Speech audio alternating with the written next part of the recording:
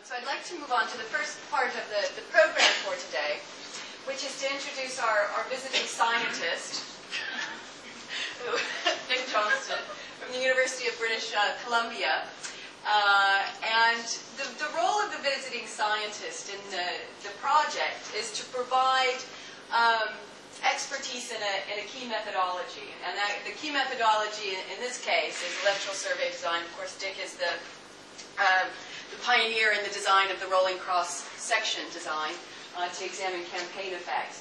And I thought he would, we have a great number of people within the network, partners who are experts in election studies, but Dick in particular contributes this expertise in this area, and as such added something that the reviewers thought was unique to the network. And so it's great that he has agreed to do it. I don't think he understood quite what it was when I asked him to do it, which is fine. Maybe probably a lot of the partners didn't quite understand what they were getting into, but that it made the process a whole lot simpler. I didn't get a lot of questions during the proposal writing phase. It was only when we found out that we actually got the money that people then wanted to know what was expected of them. And Dick has recently found out what's expected of him. Mainly he gets to spend 3 months in Florence, I think is the good part, and then travel to various workshops around Europe. But he also, importantly, will contribute to this conference today in terms of talking about challenges in electoral research. And then he will be the lead in terms of the workshop that we have in Budapest, which is on electoral survey design. You didn't know that, did you? Is that news? It's all news, Susan. You'll all discover, if you don't know already, that she's very persuasive. So am I on? Is it you are on, ready to start. And then as chairing this section is Jeff Evans from Oxford, also a partner in the network. Oh, I'm sorry. Just so that we're all on board, it is being. Or did you notice that too? I did. I hope no one minds. We haven't had it. So Jeff and I adopted the self-denying ordinance for certain aspects of the language, I guess you could say. Good morning, class. Thank you. Jeffrey, wake up. Where are you? I'm not actually going to talk about campaign-specific stuff. Unless you ask me in the Q&A, or unless Jeff, the other Jeff, the Jeff with the G, brings it up. What I want to actually talk about is some of the questions that I raised in the methodology, the survey chapter in the Oxford Handbook. And just basically to alert you to the minefield that lies ahead. So most of the faculty here probably will know all this stuff anyway, although I'll bet they don't know all of it or haven't thought about all of it. But the general point is that capturing phenomena through surveys is not a straightforward thing at all. There's a whole series of steps that must be undertaken to get there. And it is very good to know what those steps were. So let me see if I can make this guy work. Here we go. So if you think of it as a representation issue, representation of some aspect of an electorate or society in a sample survey, here are 3 dimensions in which representation challenges can be found. First of all, representing persons. How do you know that the sample in question actually represents the relevant population? It's actually not at all straightforward. Then there's representing opinions. The responses that those persons in the sample actually volunteer are not simple, straightforward mappings of something that exists out there in reality. They are, in some sense, survey constructs. And then finally, processes. I mean, as academics, it's ultimately process questions that we're most interested in, and in particular, causal inference. Causal inference, however, is extremely difficult in the survey context. And I'm actually going to say less about that, almost nothing about that today, but you should understand that, ultimately that's, in some sense, the target.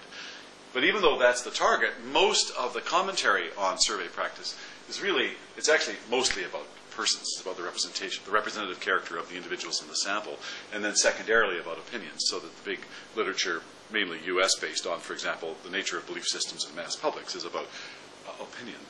But in some sense, if you go back to the origins of academic survey research, basically I'm thinking of the Columbia School and the community-based studies in Erie County, Ohio, and then Elmira, New York, they were really focused on processes. That Lazarsfeld and his colleagues were actually much more interested in establishing process claims, and they were prepared to accept a trade-off. That is to say, a sample that by no stretch of the imagination could be presented to you as representative of America at large.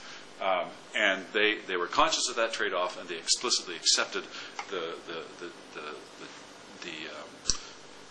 inability to represent the country as a whole. But the academic world shifted more towards representing persons, I would say, in the bureaucratic battles between the Institute for Social Research at Michigan and the Bureau of Applied Social Research at Columbia. It was kind of a continuation of bureaucratic battles inside the Defense Department and so on in the U.S. during the war. It had a certain ethno-religious dimension to it as well that goes unmentioned, but basically the Midwestern guys won. And so we basically focused on the national probability sample, now known as the American National Election Study, that national park amongst the survey researchers, which must never change, and so on. And when they do change it, they mess it up, as far as I can tell. Anyway, but you should understand that there are really profound trade-offs amongst these three representation challenges. If you choose to emphasize one, you are probably de-emphasizing to the extent of discarding others. So let me just walk you through this a bit. So how do you actually capture survey ephemera? Well, first of all, you need to say something about mode. Okay? In many ways, one of the earliest modes was actually just mailing questionnaires out and hoping for the best. And of course, that, amongst other things, was related to the fiasco of the Literary Digest poll in 1936. And that fiasco was part of the story of the triumph of face-to-face interviewing. Face-to-face interviewing became the norm in the late 30s. It is still the norm in academic survey research. Of the CSES respondents, the 65,000 or so, cumulatively captured in Module 2, which I'm actually going to say a little bit about later, about 75% of the respondents were interviewed face-to-face. Face-to-face is expensive, however, and the commercial polling business moved into the telephone as the century approached its end, such that by the 80s it became possible for academics as well to contemplate the telephone. And so, for example, the Canadian election studies are primarily telephone-based now, and the telephone would be the second most prevalent mode in the CSES, but much smaller proportionally than face-to-face. And now, of course, the big frontier is the web, capturing, I don't know whether sampled is the word, but capturing large volumes of respondents relatively cheaply with actually a whole range of analysis possibilities, including perhaps getting closer to process claims than we have been in the past, but at the same time presenting a whole host of issues to do with the representativeness of the persons in question.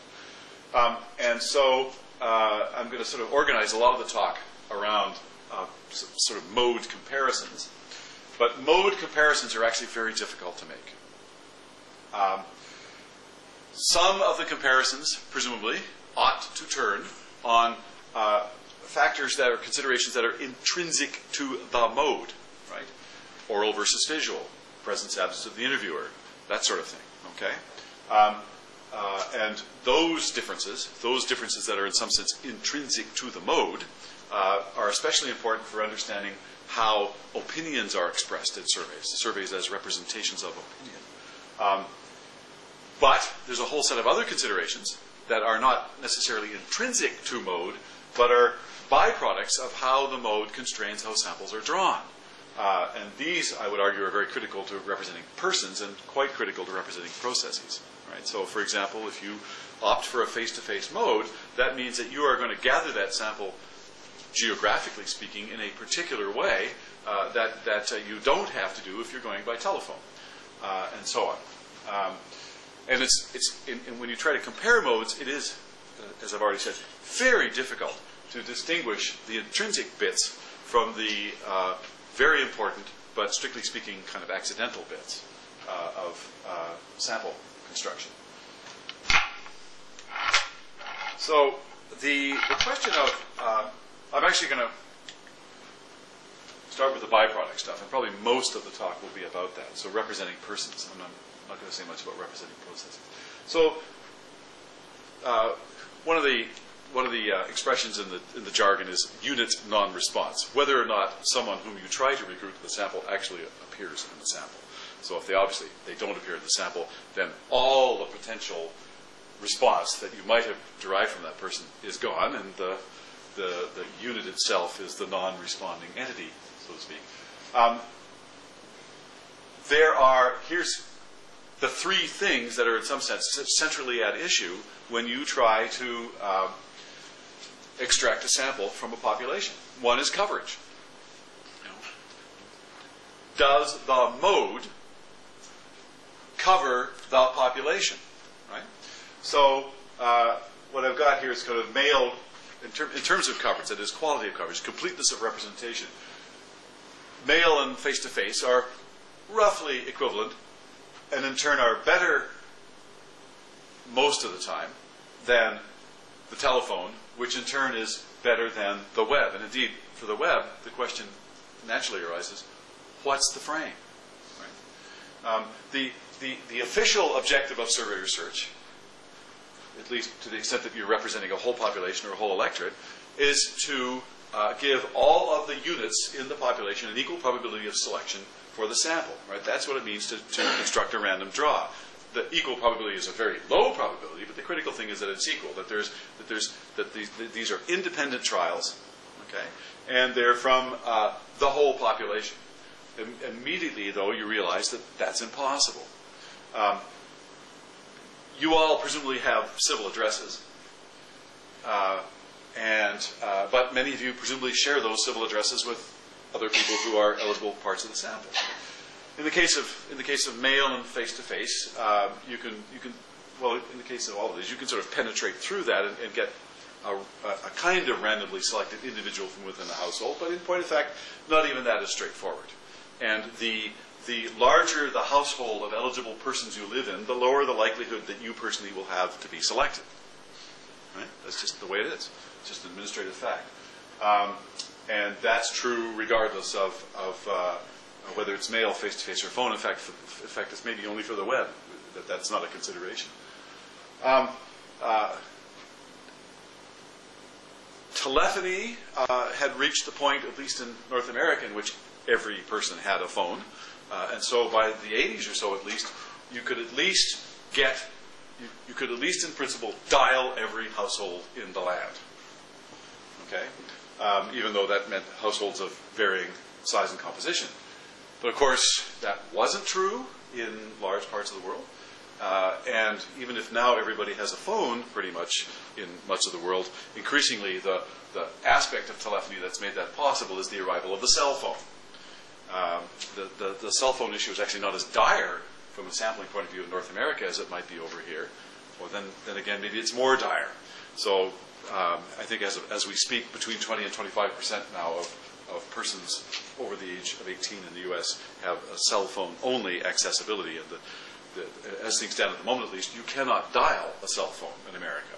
You're not allowed to, at least not with computer-assisted telephone interviewing. That's regarded as the equivalent legally of a robocall. If you do dial them by, pay extraordinary amounts of money to have someone physically dial a cell phone, you then must offer to pay for the call because North Americans are charged to receive calls, though some plans cover that in a funny kind of way. So telephony issues don't seem to, they won't go away, and they do seem to qualify the representativeness of telephone samples. That seems to be inescapable. And then there is the question of the web. What is the frame? For certain delimited populations, like university students, if you're trying to do a sample survey of university students, it's typically the case now that every university student has a university-based internet address. Right? Even if they don't use that as their preferred form of email, they at least have the address. And so you could speak of the population of the students at the University of Exeter and draw a fully random sample from that population using the web. But what about the United Kingdom? Right? So the coverage in the United Kingdom, as in other countries, is way short of complete and highly biased by a whole set of characteristics, many of which are related to class and other properties that are important for politics. So there's a coverage issue. Then there's the question of contact. however complete the coverage, you then actually have to contact the unit and try to get that person to be part of the survey. And basically, in terms of quality, there's the rank order that actually face-to-face, which is best in terms of coverage, is actually probably worse in terms of actually being contacted. Depending on the country, but certainly in America, there are many neighborhoods in which you certainly know who lives at what address, but do you want to go to that address? There's an issue, right? So there's actually there's a kind of a sociology of contact that's important to know, but which probably varies a lot from country to country. Probably the more egalitarian the country, the more kind of evenly distributed the living standards and so on, the less problematic contact will be for face-to-face. Right? And indeed, at the other extreme, though, face-to-face may be important because the respondents are, well, actually, this is a compliance issue. We'll stop at that. Contact. Okay. Compliance is kind of the big question, though. The academic survey research and the industry have gotten pretty good at coverage and pretty good at contact within the constraints of the mediums. In general, for example, to the extent that you can recover this from administrative information, it seems pretty clear that the National Election Study in the U.S. has gotten better, not worse, at contacting households.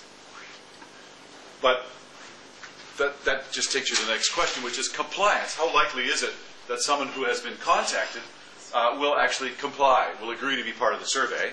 And compliance is the core of the big issue with surveys right now, insofar as they represent persons. Right? When people talk about response rates, this is mostly what we're talking about here, is compliance. And compliance, at least in North America, has gone down. Now, and compliance varies systematically across modes in the order that I've described there. Face-to-face tends to have the highest level of compliance. If you can actually get to the doorstep, you still have a better shot at recruiting that person to the survey than you do have by any other means. Phone versus web, I actually don't feel any basis for comparison there. First of all, it's not clear what, well, I'll just leave it at that. But both seem to be better than mail as far as compliance is concerned. But in point of fact, these are actually kind of, they're not precisely speculative comparisons.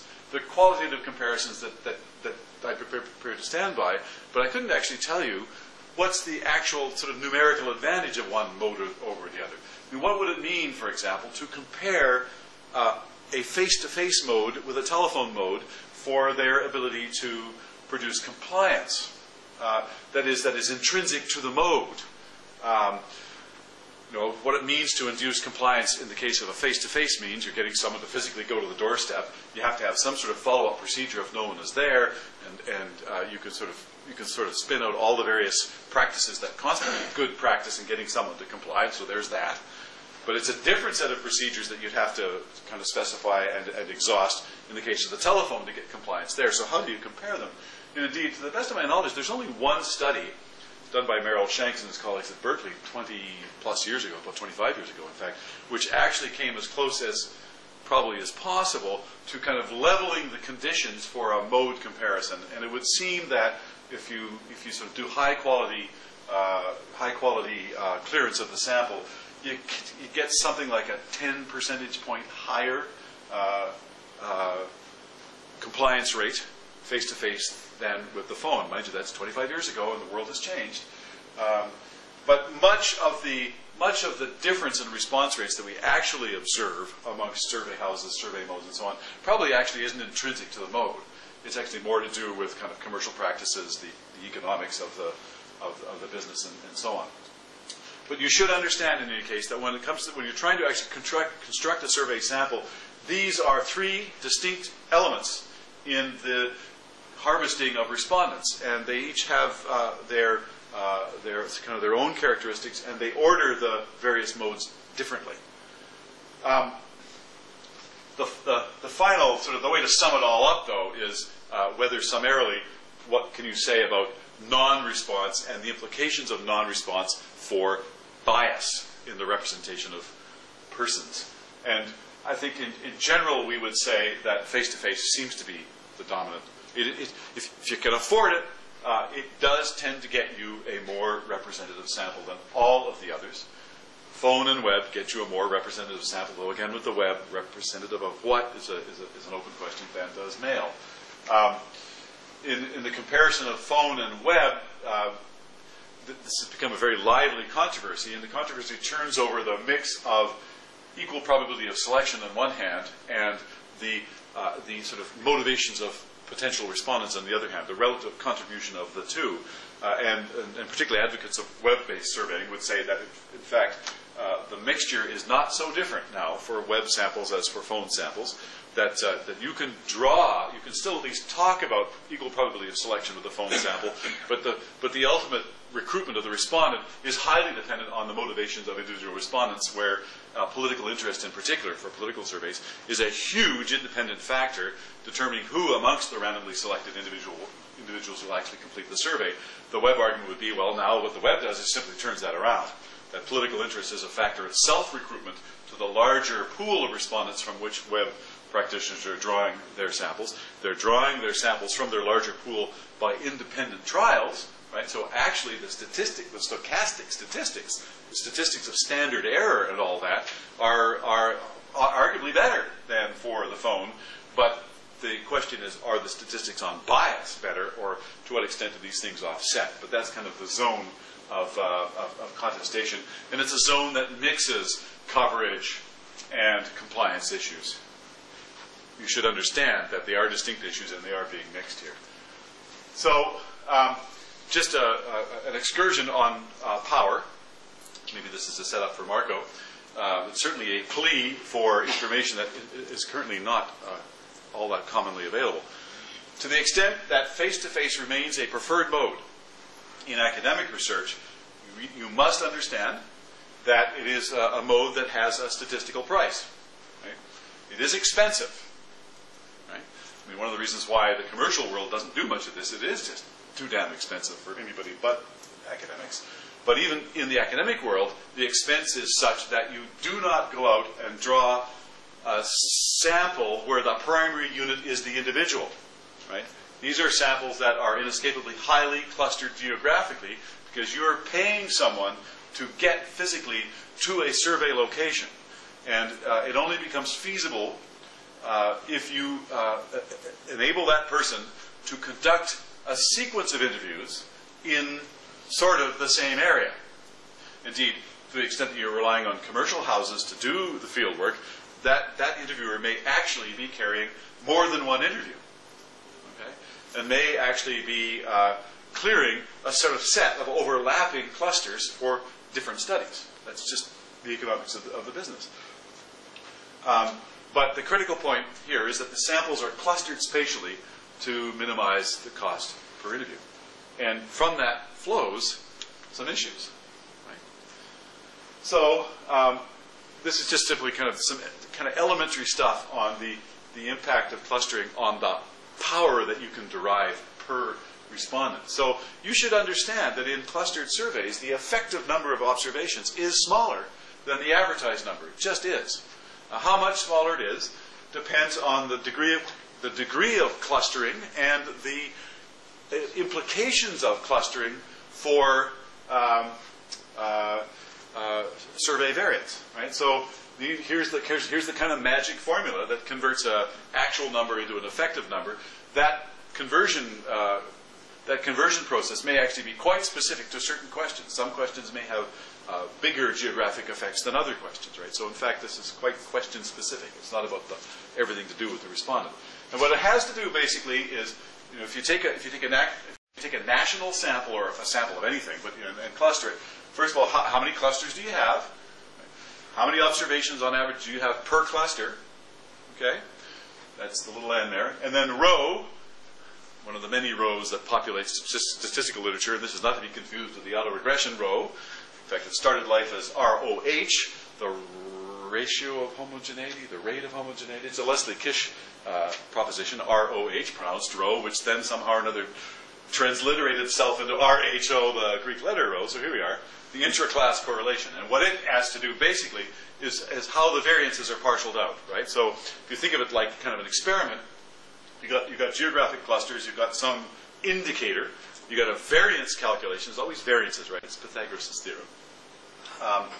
you've got a variance here, which is the kind of how much does it vary within each cluster, how much does it vary between clusters, right? And the more it varies between clusters, relative to the amount it varies within clusters, you got a problem. And that problem is summed up by rho, the interclass correlation. That then, right, it basically turns on the relative contributions of within and between cluster variances, right? And that then interacts with the size, the sample size of each cluster, right? The intuition is that, first of all, big J and small n, they covary negatively, right? If you've got a given national sample size, right, the larger the number of clusters, the smaller the sample per cluster. The smaller the number of clusters, the larger the sample per cluster. So they interact. It's just arithmetic if there's a fixed national sample. Okay? And basically, the larger the sample within a cluster relative to the total, the more the effect of the interclass correlation is magnified. The extreme case would be if you went into a country of 60 million people and drew merely two clusters with half your sample in one and half your sample in the other, you'd have a real problem. The intuition should be obvious. You wouldn't feel comfortable representing that as a sample of, I don't know, Germany, right? You wouldn't feel comfortable doing that. Two clusters. The intuition should be you want to have more clusters, and that's sort of what this is capturing in a kind of formulaic sense, that the effective number of observations is, in a sense, an interaction between the degree to which opinion, a response, or whatever, or it could be sociological characteristics, whatever you're talking about, the degree to which the characteristic in question is geographically differentiated, and the degree to which the sample is parceled out into a small number of largish subsamples. And the impact of all this varies from characteristic to characteristic. It can vary from attitude to attitude, and it can vary for any given attitude or characteristic from country to country, and for any given country it could vary over time. So Simon Jackman is now of the view, and it's uncomfortable that he is because he probably will become one of the principal investigators of the National Election Study, but Simon's view is that the effective size of the NES, this is the flagship, this is the Yellowstone of election surveys here, and an immensely important social document. But the NES tends to have national samples in the order of about 2,000. The investment is in instrument and questionnaire as opposed to total sample size. But the effective sample size, in this sense, he guesses is probably about 1,200 these days. Right? So this is a flagship study whose field costs per observation are something like $1,200 per observation. But the effective number of observations is something in the order of maybe 60% of the advertised number. So this is something that you should all have in mind. And to the extent, for example, that you work with the CSES, 75% of the persons in the CSES, and obviously systematically ordered by country, are going to be, in some sense, drawn in samples that have this characteristic running through them. Anyway. That's all I want to say about representing persons at this point. I want to move on and say a few things about representing opinions. Okay? So, here the question is the relationship between mode of interviewing and the posing of questions and the giving of answers. As I see it, there are two dimensions that enter into the comparison of mode. And probably we should actually start to think in terms of these dimensions rather than in the somewhat more highly aggregated notion of mode. And there are, as I say, two dimensions. They actually sort mail and web into one, and phone and face-to-face into the other. So one is the presence or absence of an interviewer. Mail and web, no interviewer. That's a hugely important fact. Face-to-face and phone have an interviewer, generally, but again, one of the reasons why we might want to sort this universe a little bit more finely than the four types of mode that we usually talk about is that in fact there are possibilities that break through the presence-absence question within each of the modes that normally do have an interview. So for example, in face-to-face, as many of you know, I assume, a trend in face-to-face is computer-assisted personal interviewing. I mean, it's kind of nuts now to send an interviewer out with a paper and pencil questionnaire when you can send them out with a laptop, although, again, there are certain neighborhoods in America where you probably don't necessarily want to send them out with a laptop, but nonetheless, there it is. You know, it's direct entry that minimizes certain kinds of coding error and so on and so forth. Indeed, with the web, it's even conceivable that the interviewer could be interacting with a server back at sort of Survey Central, so that the data are going straight into a machine-readable file. And so that's increasingly so. But doing that means that in the interview situation, you can, at least for some of the questionnaire, create something like the same situation that someone would experience doing a web interview. You can take the laptop, you can turn it around, and let the respondent enter some, at least, of the responses, particularly if they are embarrassing. Okay?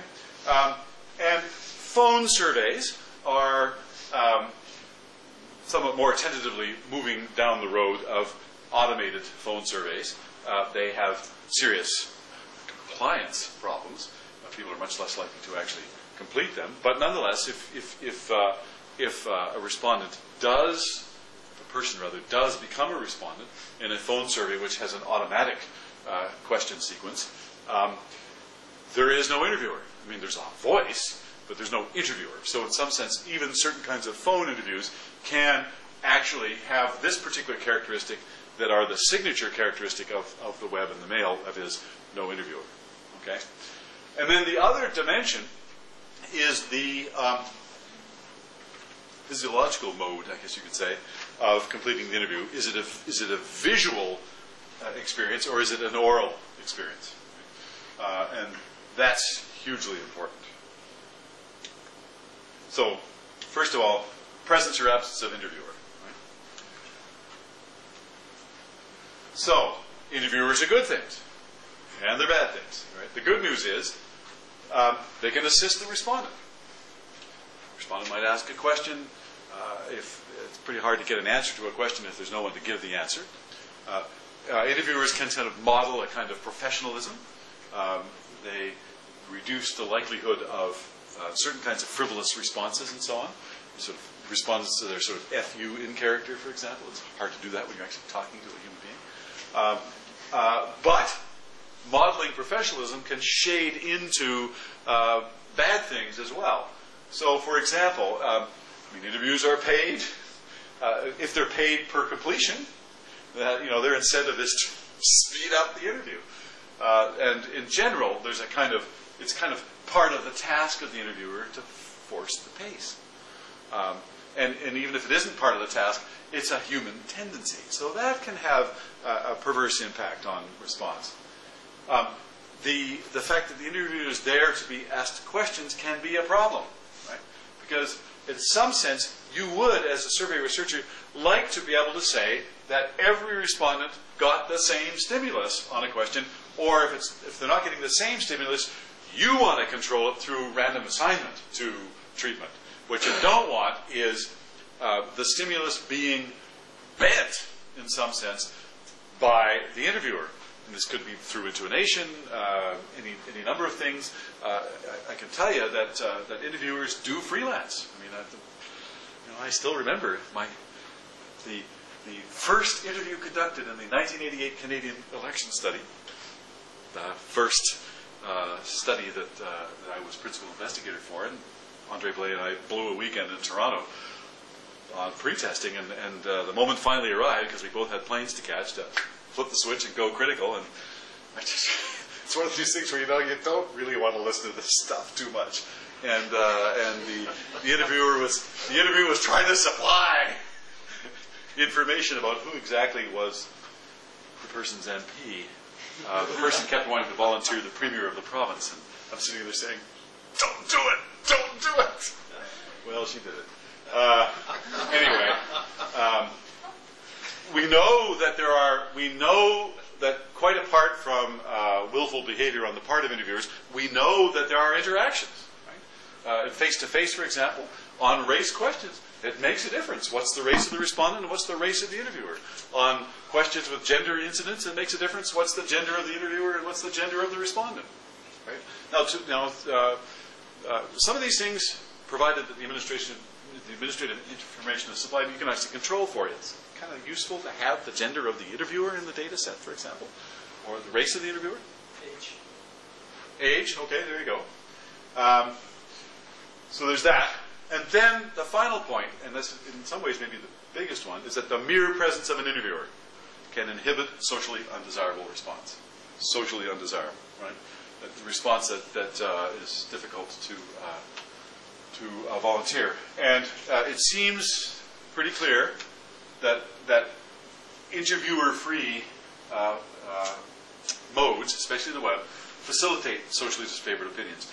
It seems, for example, evidence is very preliminary, hard to do comparisons, et cetera, but it seems that you are more likely, for example, to get reports of same-sex experiences in interviewer-free modes.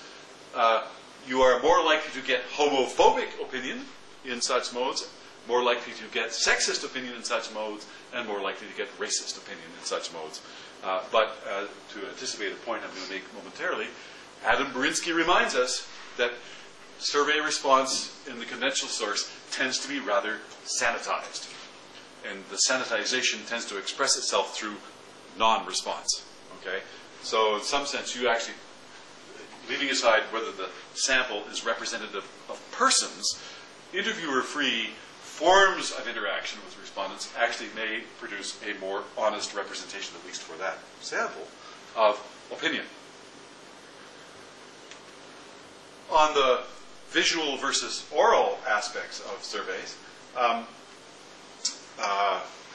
here's some general considerations. The good news about the web and mail is that there is sort of no opportunity for an interviewer to interpret the question. On the other hand, helps to be literate. In the case of the web, helps to be able to type, although mostly you can work with a mouse, but it does help to be able to type. And one thing that you can absolutely forget about if you're doing web-based interviewing is political knowledge indicators.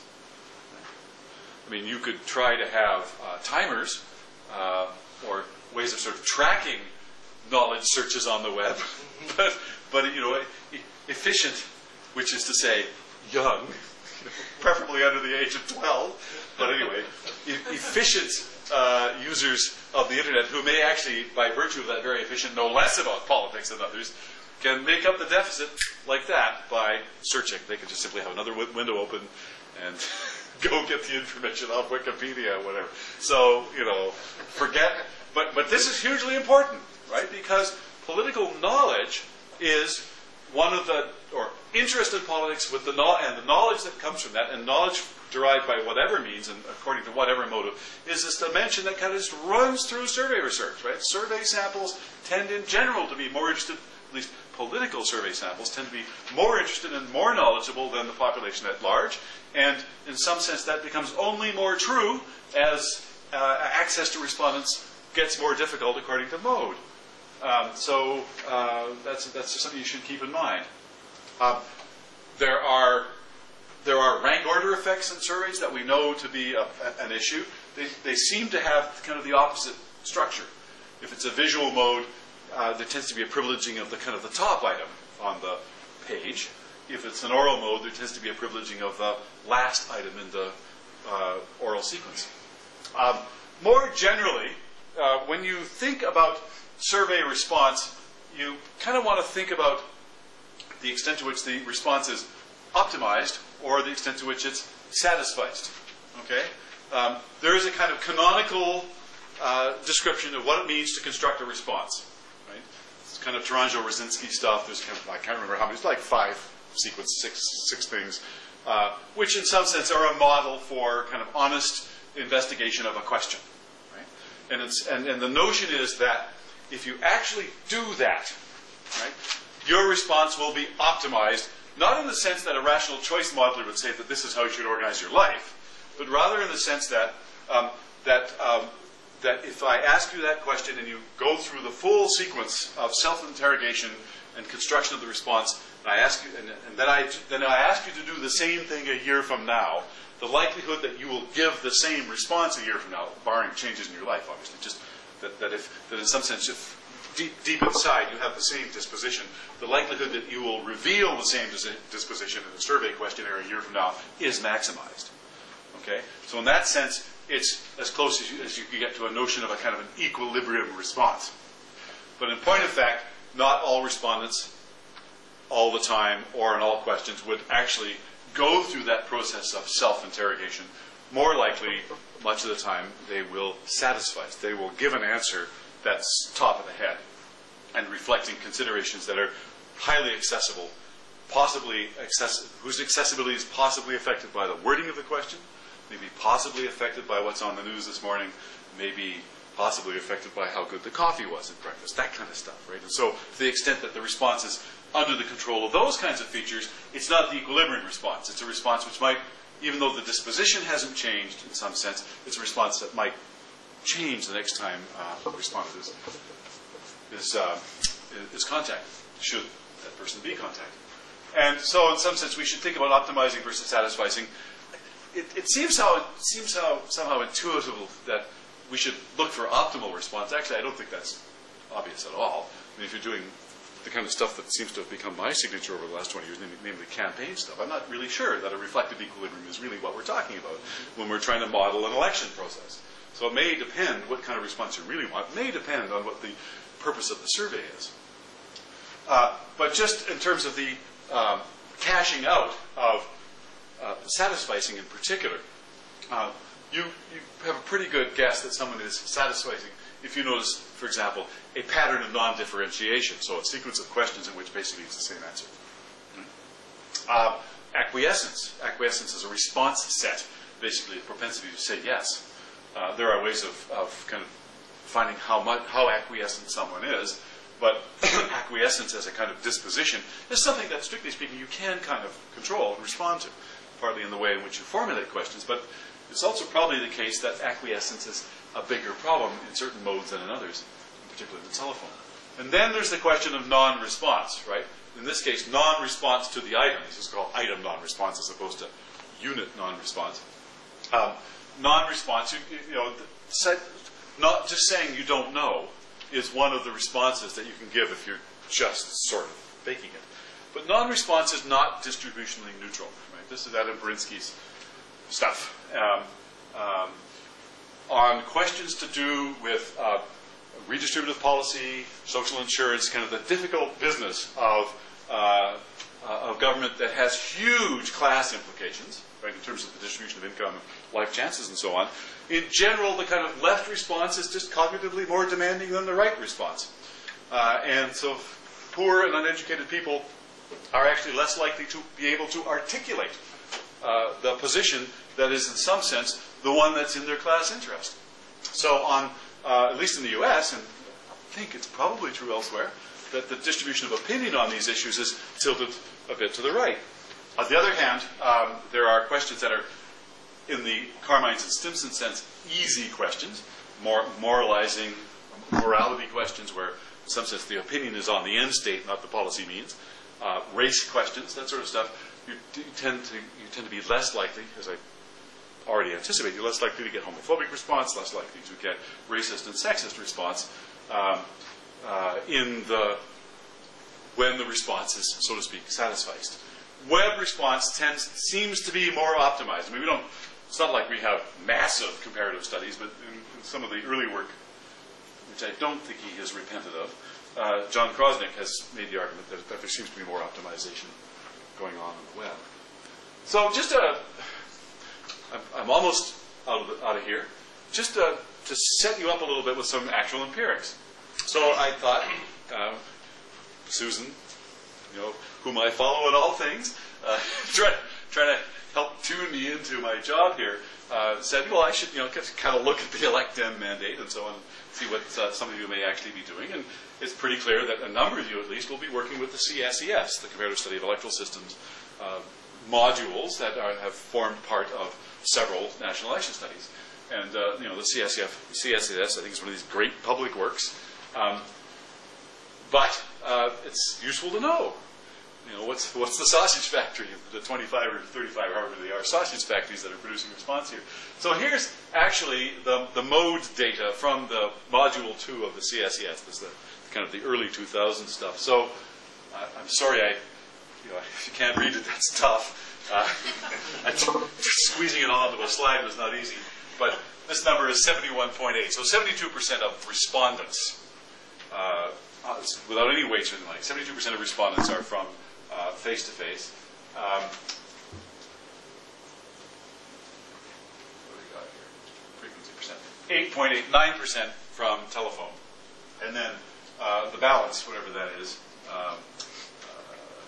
about 20%, 19%, in some form of self-administration. None of them, it would appear, are web self-administration. They are all basically some kind of mail, basically, as far as I can tell. And then there's the individual study. So just to help a little bit. So this one, self-administered, this is mail self-completion. I think what this means, Jeff, help me out here.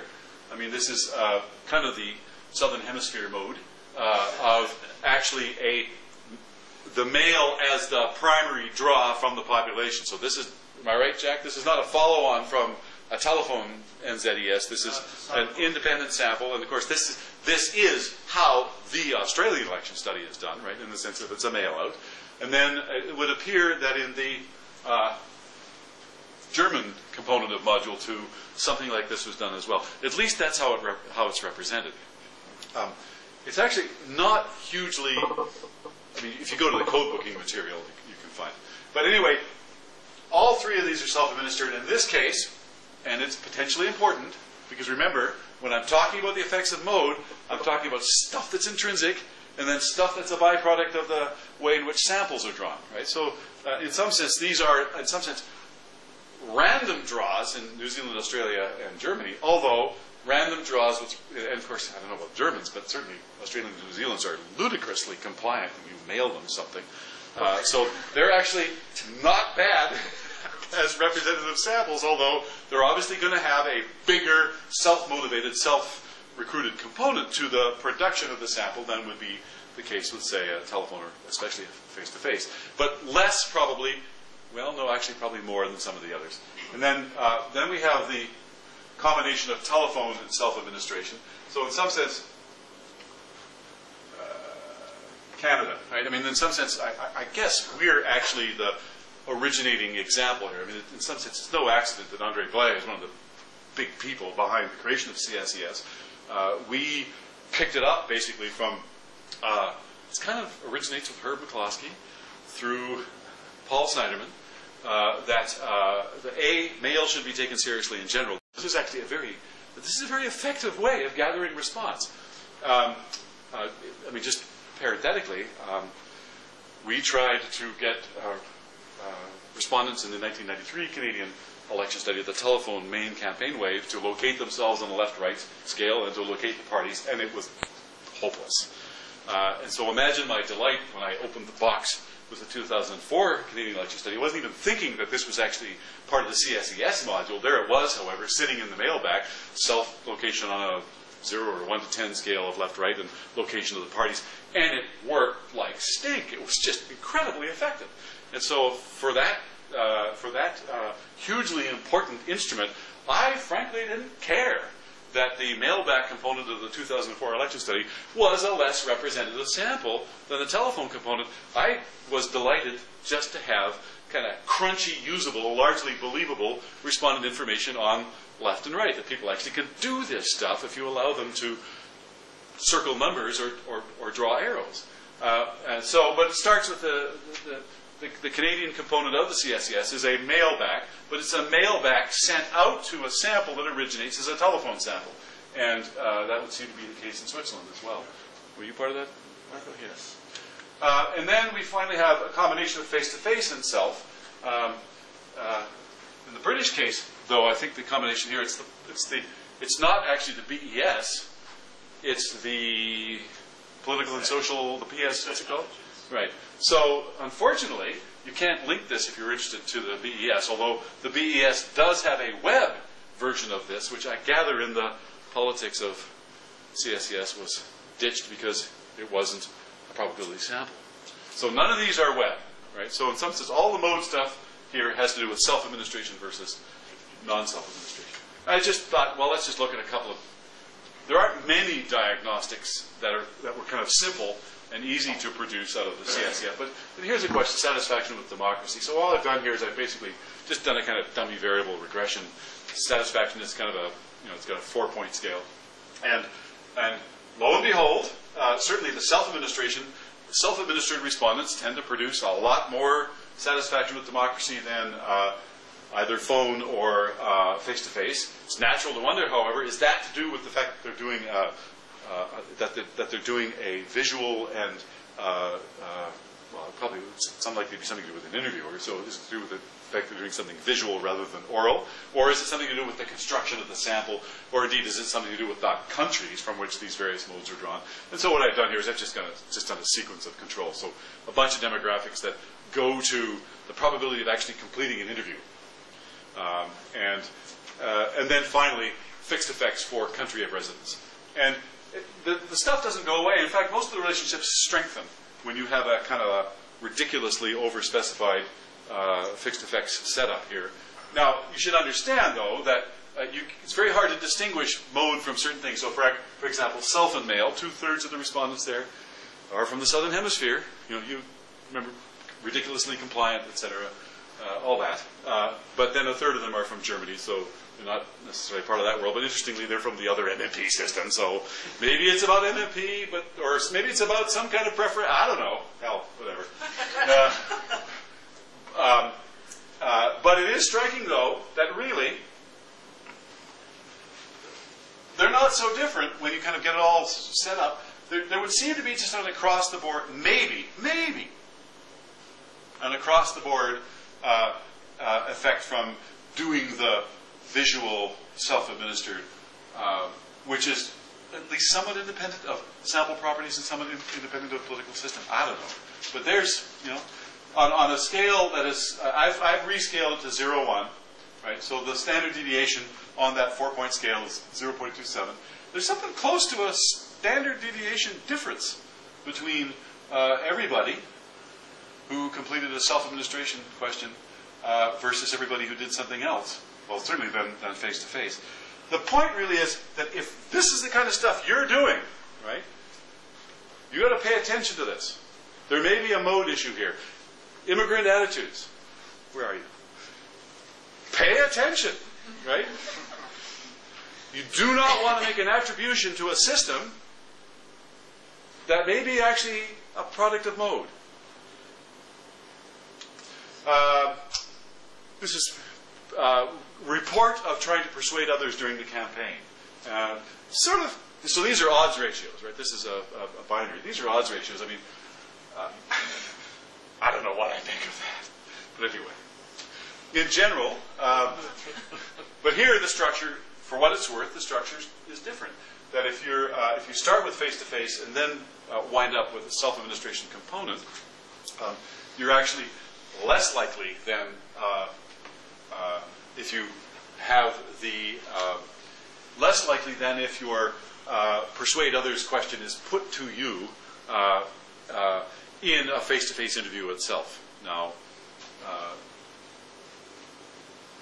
maybe that's sample composition, although interestingly the odds ratio gets even worse once you control all the other stuff. So I'm not on a publication, quick and dirty, down on the plane. But there's a suggestion that there's mode stuff going on here. And then so now I'm going to finish so that Jeff can get his 1 minute in. Amongst other things, to plea for information. So to the early stage researchers, you need to enter the plea for information. You need to try and mobilize this information if you can get it. If you are a principal investigator, a CSES planner, whatever, you should be trying to provide information that enables the leverage of these kinds of questions. So in general, it's a plea for administrative information. This is kind of a Berinsky plea, in fact, or a Brem plea. I mean, you should try to get as much information of an administrative sort as you can into the survey, because this is information that is relevant to the production of response. Okay? And as much as possible, you should get it for non-responding units. I mean, I think we should actually try to get the full call disposition data set, and if possible, I mean, obviously you can't get information on the individuals who don't respond, but there's neighborhood information perhaps that might be useful. Obviously there are issues of confidentiality here, but administrative information in general facilitates estimating unit selection effects. The world of political science increasingly has moved towards a kind of two-stage world in which the appearance of a case in the study is itself something that needs to be modeled, right? And in survey research, as much as possible, we should try and do this. It's difficult to do, but it's impossible unless we get some amount of administrative information. In the case of completed interviews, we really do need information about how the survey is conducted.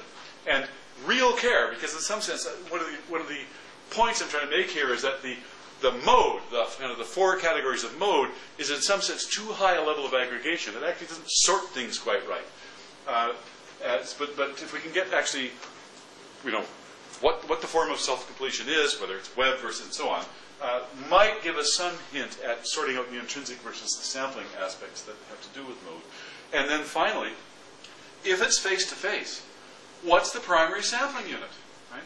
Because you actually, strictly speaking, should be taking advantage of whatever sandwich estimation stuff is available for you in taking account geographic clustering, the SVY family and Stata, for example, or just a simple old cluster option, whatever. You really ought to be doing that, right? And I note that EES, the 2004 EES has no information about mode at all, whatsoever, as far as I can see. There's a new code book. For the 2004, does the data set have it? No. It needs it, because it's in the data set that I'm talking about, right? And the CSES, 72% of whose respondents are face-to-face, doesn't have a PSU indicator, right? And for just, I mean, it would be nice to have more than just the country for the stuff that Marco's going to talk about. But frankly, even if you're not doing that, even if you want to get some sort of measure of the true power of the individual level data, you should have PSU information. So, so in terms of investigators constructing data sets, to the extent that it's a geographically differentiated or geographically clustered data set, you should have the primary sampling unit, or units, I mean, maybe it's multi-stage in there.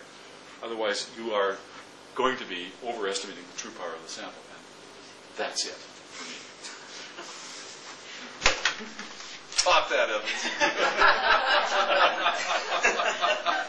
Right. I don't have a prepared talk or anything like that. So, initial response, Dick, is two things. If I was an early stage researcher, I think I'd probably want to kind of give up and go home at this point.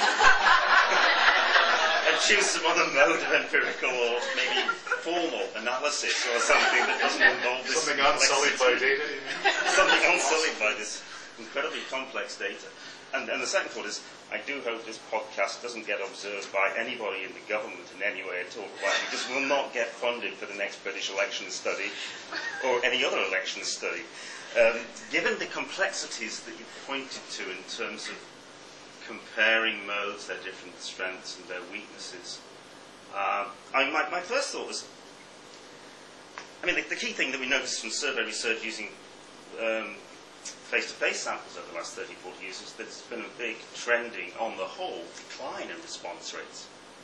So the kind of the gold standard, as it were, the only thing we can use really to estimate whether some representativeness is the face-to-face sample in the vast majority of countries in terms of whether it's changed through time. And we know it's dropped quite a lot for all sorts of reasons. So we don't have any gold standard. We've no idea, really. We can use imputation techniques, but they are always dependent upon certain assumptions and only usable really with panel data and the like, which are always affected by, initial sampling problems and then attrition, etc. And so, for me, without getting extra gloomy, as it were, about the complexities of this, I wonder what you make of that in terms of these are all comparing mode effects, assuming that we've got something to compare them with that we know as an estimate that's realistic and representative, as it were, of the population. And yet, response rates for face-to-face samples now are, they vary. 60%, you're doing pretty well. In the Netherlands, it's often in the 40s. Mail surveys, I assume, are down in the 20s or something. We can't calculate telephones, we've no idea really, and the internet again. And weighting, of course, is always done on things like vote or maybe demographics, but not upon most of the variables that we care about, like, as you say, political interest and knowledge and involvement in what's going on. So there's a lack of a gold standard here. We can compare across measures, we can estimate some reliable inferences, as it were, reliable sort of estimates, but we can't know if they're valid in terms of representing our electorates. And I wondered if you have ways ahead for that people could think about in terms of estimating true representativeness from a trending pattern of response rates. That was one thought. I think, as a minor point, your reference to the American National Election Study as the flagship of election studies might have been true in 1960. But I honestly think, now when I look at the ANES and its limited data size and what goes on in, Britain for the last 30 or 40 years in terms of sample size and panel studies, big panel studies estimating cross-cycle panel changes. And then I look at the new forthcoming German election study and the immense range of data collection capacities and sample size and all the rest of it. The Americans have long since been left behind, I think, in terms of really looking at election studies in a powerful way.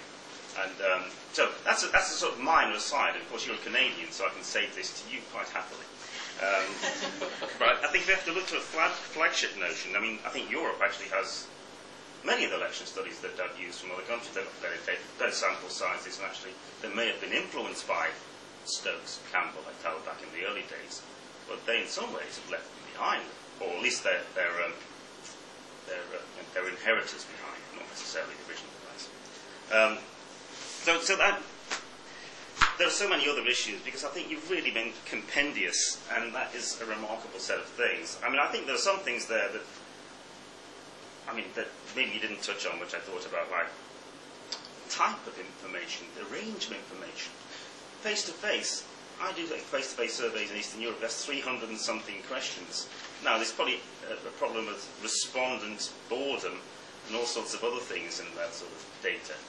But I know that on a telephone interview, you don't do that. You just simply cannot get this sort of range of information. So for like standard measurement practice in many disciplines, such as multiple indicators measuring constructs, it gets kind of difficult when you're doing these sorts of telephone interviews.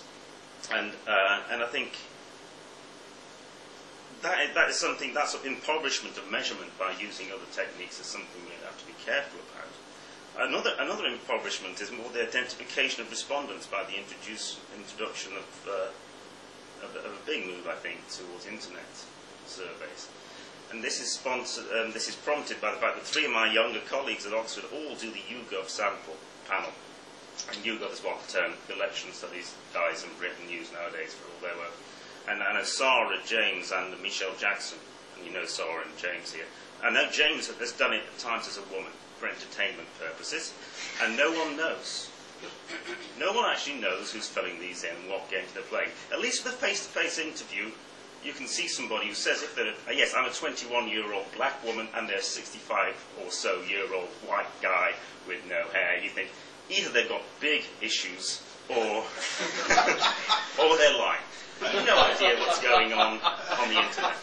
And I think so there are other sources of, as it were, invalidity in these new branches of information gathering, that I think we need to keep an eye on. So I've had this discussion with Harold Clark before now, and Harold's argument is, but there's no gold standard, and we don't really know. And there's some truth in that, because face-to-face survey responses are down at 50% or something. So I think, how do we actually reconstruct the gold standard? How do we, as it were, get to know what we're failing to do now compared to what we did 40 years ago? Who are we missing? How do we estimate that? If you can, in a couple of minutes. Now, that's my question. Do I now You can change your chair. randomly select early stage researchers to ask questions without warning them beforehand, or do I take prompted people from the audience? And do you want me to say anything now, or just do What do you prefer, now, or do you want to respond to Jeff's comments, or would you like to take a few more? Well, maybe while they're fresh. I mean, there actually isn't a lot to say. I mean, one possibility is that you are younger than I am, Jeff. But the ratio declines as each second ticks away. That, to a certain extent, it may be that trying to relate ourselves to a baseline of 40 years ago, it may be a doomed enterprise. I mean, here's my little sort of ethnographic observation on styles of research as a function of age. At my age, you start with dependent variables. I'm an elections guy, as Diana Mutz likes to call me. An elections guy. I sort of start off as someone who's interested in kind of accounting for outcomes and relating current outcomes to a historical pattern. And that comes out of the first generation of at least post-Michigan survey research, Columbia being a different story. And it may be that actually we're relics. Certainly the research style that dominates U.S. graduate schools these days is much more focused on independent variables and hypothesis testing and causal inference, where experimentation is the key, as opposed to aggregation. Though the best experimentation tends to refer to aggregate quanta that make it something other than just playing games. But that probably is the future of a lot of research on elections. Not so much accounting for outcomes as we older folks want to do, as testing hypotheses that originate with independent variables. So I actually think that's probably a trend. And for that, web stuff is actually terrific, particularly to the extent that in addition to self-administration, it allows for visual stimuli. So I think one part of it is that we conscious tend to get over some of this stuff, which, as a certifiable cadre, I regret. I mean, I still personally am interested in putting them in historical context and accounting for the big picture, but I'm quite worried that we're sort of all about to go over the brink.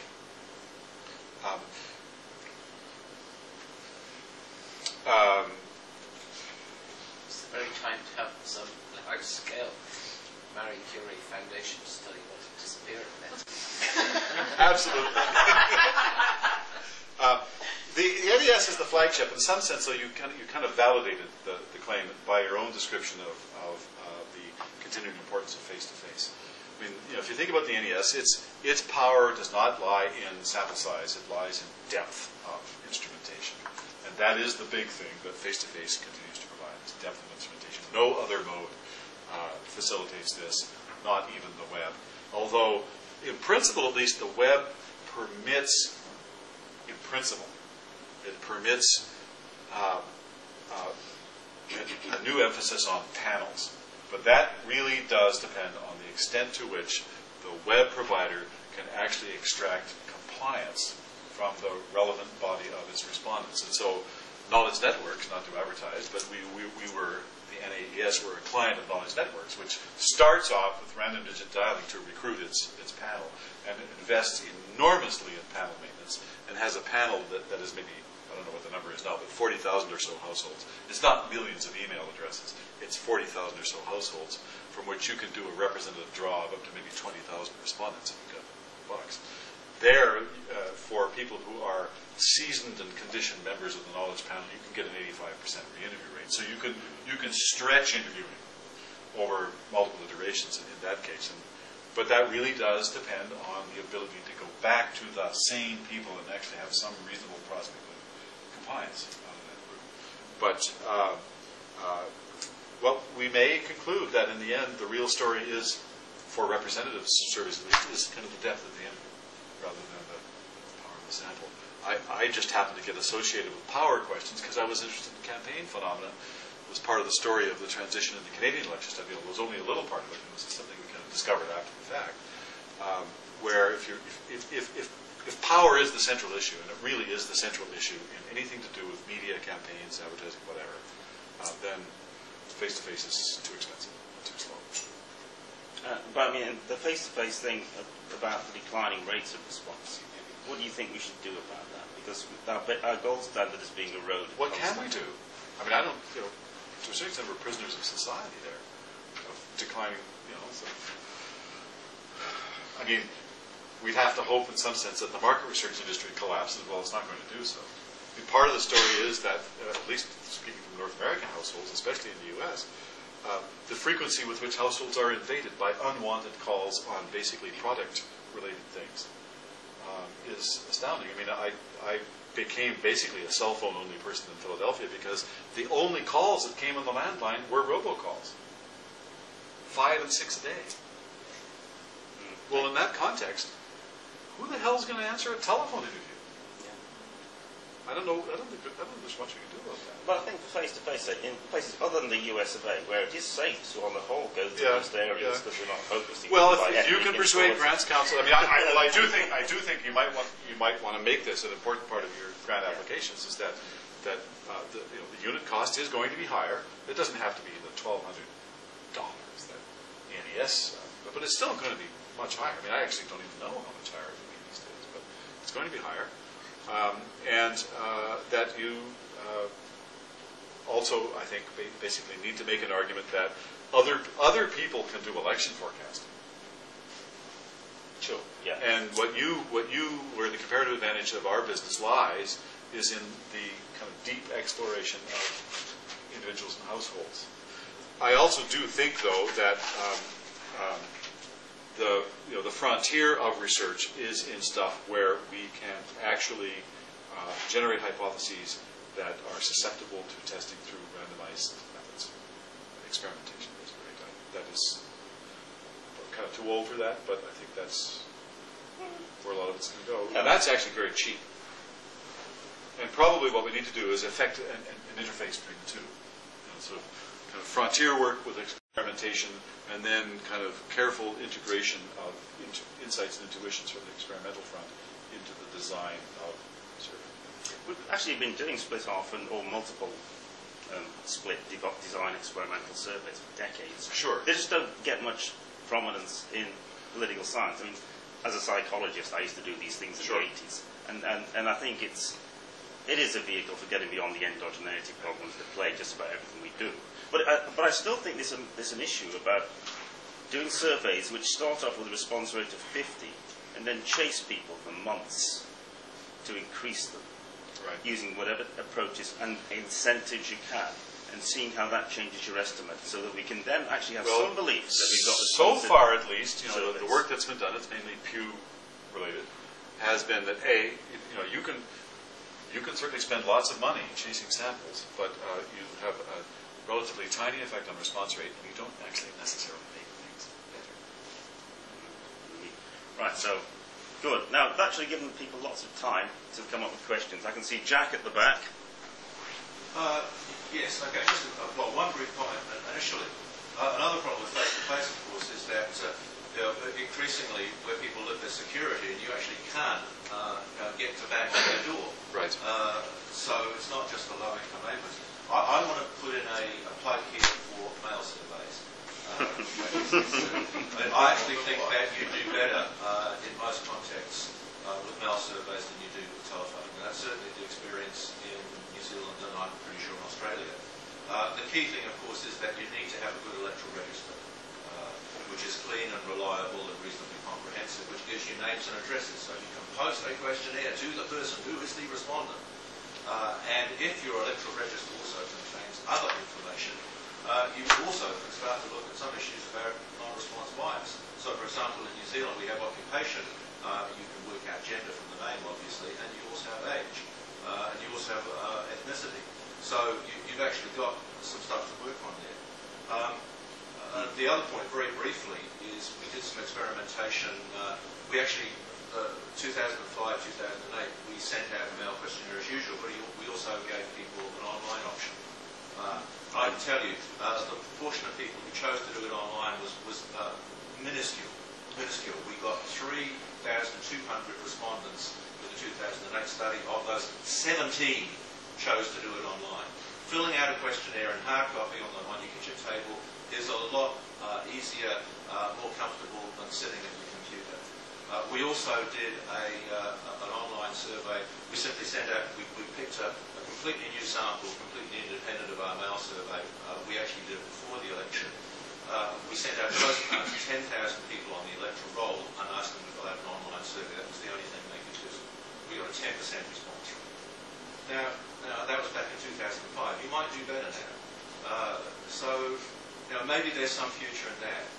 But I do think that the ease of it's actually easier to fill out a mail survey. And I think that all other things being equal, one of the reasons why it's got such a bad name is because so few people do it. Because it's got such a bad name, so few people do it. So people aren't actually testing the instrument in various contexts to the extent that they should. You don't think there's a difference, by the way? I mean, when we tried mail surveys in Britain, your response rate was like 20% or 22% or something, if you're lucky.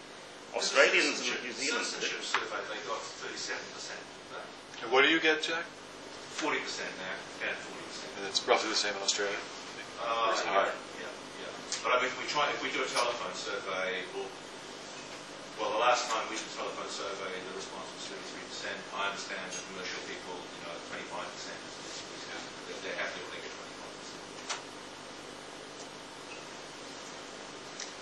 25%. It all seems to me that that in the future we're going to be more and more relying on multimode sampling, where you can actually very cheaply get responses from 20 or 25% of the population by sending them a mail questionnaire. But there's a whole different group of people that you may be able to reach by the web, or where you have to chase them and knock on their door and do a face-to-face interview. And the whole question is on the mode effects that you showed were really mode effects on distributions of a variable, but usually we're interested in relationships. And the question is whether these mode effects are as strong as the ones you present when you look at multivariate relationships. And I don't think, especially when the stronger the relationships are, the less the effect of biases in your sample or whatever. There isn't a lot of evidence at this point, but to the extent that relationships, as estimated,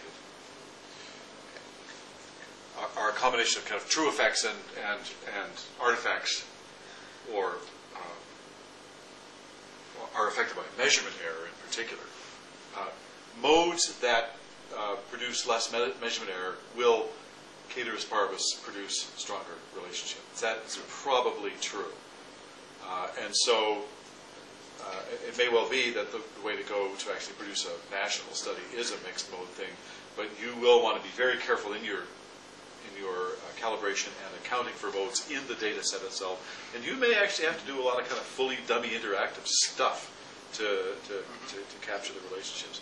I mean, certainly, in general, holding intrinsic instrument issues constant, you would think that the more sophisticated the analysis, the less susceptible to these kinds of representational issues. I mean, it's just generally true. The more, for example, you represent some demographic quantum in the estimation, the less you need to weight with respect to it, for example. Like, I'm a bit of a foe of weighting anyway, to tell you the truth. But anyway. But to the extent that there are intrinsic mode issues that do go to the quality of response, the satisficing versus optimizing, we may find ourselves with a kind of a data set that's internally quite heterogeneous in ways that don't map onto society, except to the extent that propensity to complete surveys maps onto society. Herman? Just to follow up on this, I think Dodger is right when he points to the important role of multimode efforts for optimizing response rates in future surveys. And I'm not so kind of worried about this than you should be, given your findings on substantial findings on mode effects, because that would suggest that multi-mode surveys are kind of introducing different sorts of errors that are then in the end hard to control and to deal with. I think you're overestimating your mode effects. Why am I thinking this? Because what I've seen so far about this kind of problem is of a kind of much less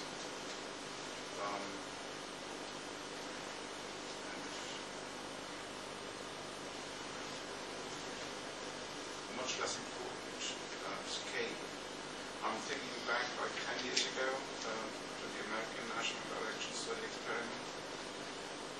Same time, You mean same the 2000 telephone and face-to-face same combined? time, same country, different modes.